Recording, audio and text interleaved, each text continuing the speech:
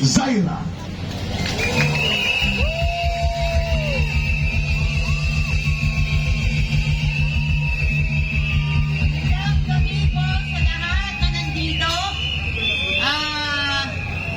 Assalamualaikum warahmatullahi ta'ala wabarakatuhu.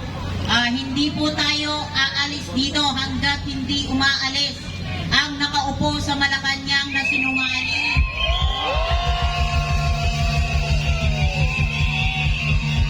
Manawagan tayo sa mga kaibigan nating kapulisan.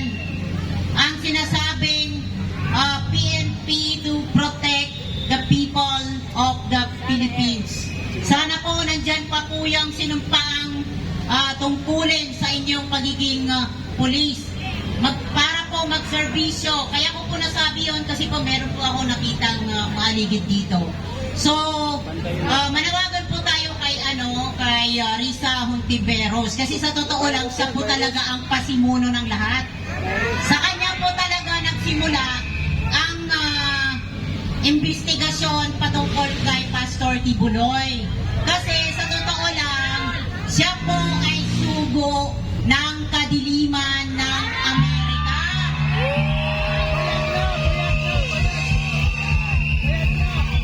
Huwag po natin paniniwalaan ang sinasabi ni Risa Hontiveros na pinoprotektahan niya ang mga kabataan at mga kababaihan. Dahil sa totoo lang, yung mga ginagamit niyang mga dinadala niya tuwing may hearing ay meron pong bayad yun. Bayad na, kalahating bayad. Ang masasabi ko lang ay ganito. How come na si Pastor Tibuloy papatol sa isang babaeng Huwag. pangit?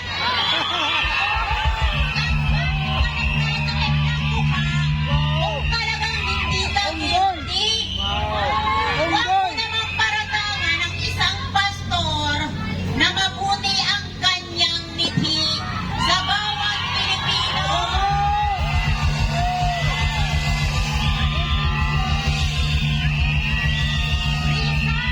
Risa Hontiveros, ang tawag ko sa'yo, Aswang. Hontivirus. Aswang. Kasi, ayos ka ng lipunan.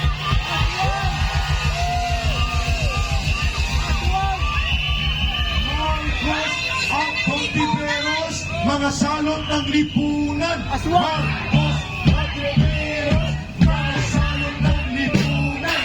Marcos Hontiveros, mga salot ng lipunan. Aswang. Manawagan lang po tayo sa namamahala Aswang. kay DILG Secretary Benhar Abalos Jr. Si Vampire. Kasi po, sa totoo lang, kung kayo po ang nasa poder ng Kingdom of Jesus Christ, masyado na pong hindi makatarungan ang ginagawa sa pamumuno ni Pastor Tibuloy. Unang-una na dyan, yung kasalukuyan na hinuhukay sa loob ng GMC Jose Maria College. Dito ang kailangan. Paano naman po yung mga mag-aaral na mga kabataan at mga iba pang mga mag-aaral dyan sa lugar na yan? Bigyan po natin ng karapatan. Kung hindi naman po si Pastor ang pakay at ang pakay nyo at nakikita naman sa ebidensya through social media, kasi hindi naman po pinapakita ng mainstream media kung ano talaga ang nangyayari sa POGC compound. So, manawagan po tayo doon sa bumabatikos, sa mga taga-POGC. Alam ka rin. Alamin niyo po muna bago kayo magkomento.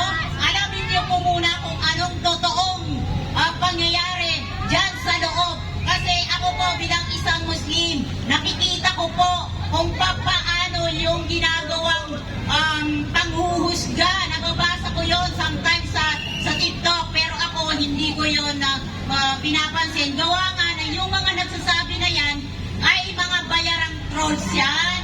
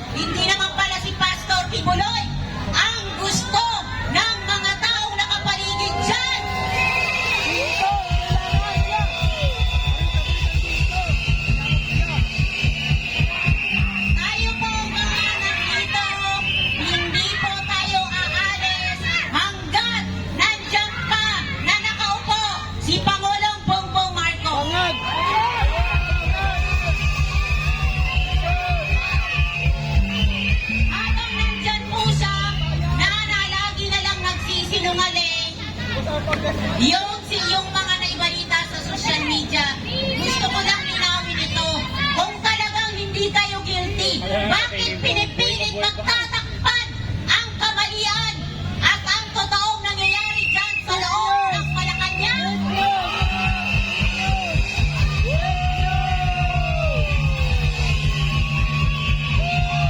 Para sa malaman ng taong bayan, ng buong Pilipinas at ng buong mundo, sa nakikita ko po kung papaano ang mga ginagawa ng pamahalang ito. Ito po ay patungkol sa personal na interest. Hindi po makatarungan ang isang eskwelahan na para sirain mo lang para makamit mo ang sarili mong kapakanan. Mga berdugo, walang puso, walang damdamin. Yun lang po ang aking masasabi dahil meron pa pong susunod na magsasalita. Tayo po ay patuloy na pumupunta o pumaparito dito sa Liwasang Bonifacio para po magpakita